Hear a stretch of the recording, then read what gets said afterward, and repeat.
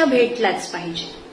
होय, आयुष्यात प्रत्येक वळणावर कृष्ण भेटलाच पाहिजे. मनातलं बोलायला, लिहिलेलं वाचायला, रेखाटलेलं दाखवायला अन कधी गायलेलं ऐकवायला हक्काचा सवंगडी पाहिजे. आणि म्हणूनच प्रत्येकाला एक कृष्ण भेटायलाच पाहिजे.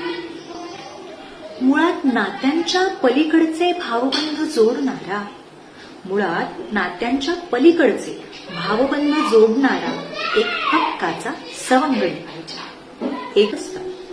आता लहानपणीपासून जपलेल्या अनेक नात्यांचेही वय वाढत असतात.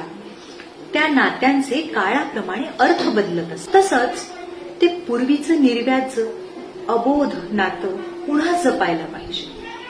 तसंच ते पूर्वीचं निर्व्याज अबोध नातं पुन्हा जपायला पाहिजे. आणि त्यासाठीच आयुष्याच्या प्रत्येक वळणावर एक हक्काचा सवंगडी पाहिजे. एक हक्काचा सवंगडी पाहिजे. तो कृष्ण तीही असू शकते. आपल्या मनातलं सारं जाणणारी ती, आपल्या मनातलं सारं काही जाणणारी तीही असू शकते. कधी आपलं खोलवर मन रित करता आलं पाहिजे. कधीतरी आपलं खोलवर मन जिच्यासमोर रित करता आलं पाहिजे. असा हक्काचा आणि विश्वासाचा कृष्ण प्रत्येकाला भेटलाच पाहिजे. असा हक्काचा आणि विश्वासाचा कृष्ण प्रत्येकाला भेटलाच पाहिजे. जोडीदारामध्ये प्रत्येकाला तो गवसेलच असंही काही नाही. कुठेतरी कुणीतरी जवळचं कृष्ण असल्याची भावना उर्मी देणारी पाहिजे. प्रत्येक वळणावर हक्काचा सवंगडी भेटलाच पाहिजे. खरंच त्या मुरलीधराकडे मुरली होती का? खरंच त्या मुरलीधराकडे मुरली होती का?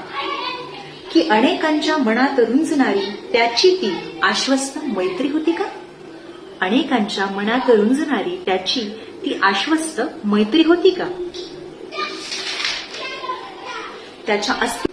त्याच्या अस्तित्वाने अनेक मनातून उमटत असाव्या आनंद लहरी आणि त्याचीच ऐकू येत असावी रुंजणारी ही मुरली, रुंजणारी ही मुरली.